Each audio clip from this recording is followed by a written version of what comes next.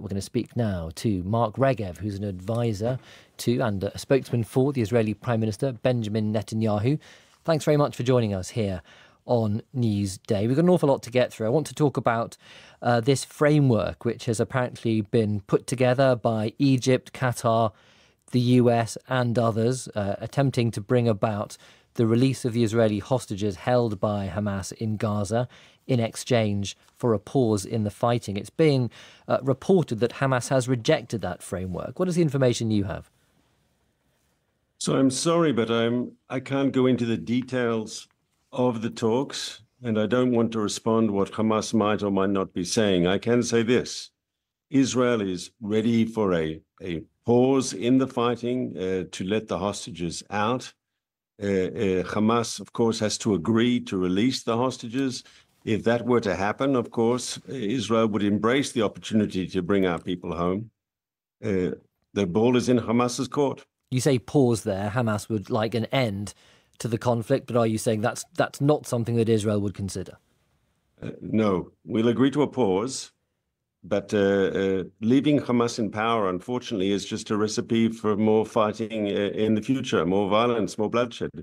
Hamas says openly that they believe in, quote, permanent war, unquote, with Israel. They have said it publicly that they would do the October 7th massacre again and again and again. And a future with Hamas in power is more of the same. We want to achieve our goal, which is the destruction of Hamas's military machine and the end of their rule over Gaza. Let's talk about the humanitarian situation in the Gaza Strip now. The main aid agency there is called UNRWA. It's part of the United Nations. And they have fired about a dozen members of staff after Israel provided evidence to back up allegations that these people had been involved in the attacks by Hamas and Israel on October the 7th. And since then, many, many countries have pulled their funding for UNRWA amid warnings of hunger, of incredible hardship in the Gaza Strip. So how will Israel ensure that enough food, water, medicines get into Gaza to help those people who are in desperate need if UNRWA does run out of money within a month?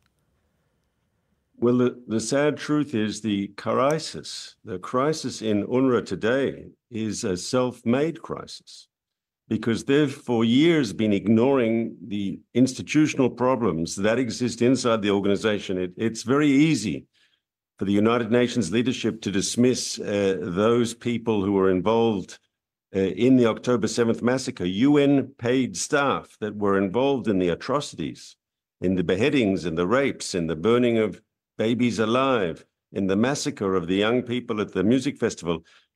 They say, well, these 13 people, they were just an aberration. They're rotten apples, so to speak. But no, there is an institutional problem here. There are documented cases of teachers in UN schools. One would think that a teacher in a UN school would teach peace and cooperation, but no, UN teachers paid by UNRWA were celebrating the October 7th massacre. And we've had two hostages that were released in the November releases of Israeli hostages. Both testified that they were held in the homes of UN officials, UNRWA officials. And UNRWA... This is a serious problem that can't be ignored. Well, the UN Secretary General, Antonio Guterres, said he's horrified by the allegations. And UNRWA say that all their employees go through a vetting process and that they send the list of employees to governments across the Middle East, including to Israel. But on the point about how will there be enough food for people in Gaza, surely Israel does have at the very least a moral, some would argue also a legal obligation to ensure that people are fed.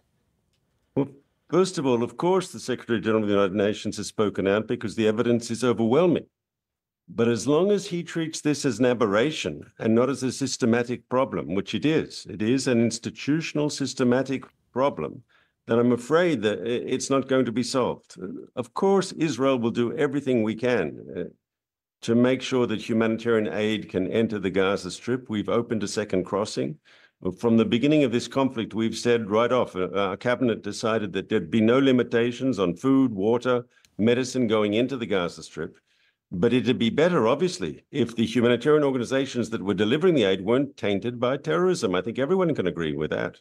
Well, we were talking on the programme an hour ago to Dr. Nils Schmidt. You may be familiar with him. He's the foreign affairs spokesman for the SPD party, the major party in Germany's ruling coalition, part of Chancellor Olaf Scholz's party. And he said there is no alternative to UNRWA in Gaza. He said it is a fantasy to suggest that there is. So aren't you just going to have to live with UNRWA, because it is absolutely essential, isn't it, that there is food, medicines, water on a much larger scale than today allowed to enter the Gaza Strip?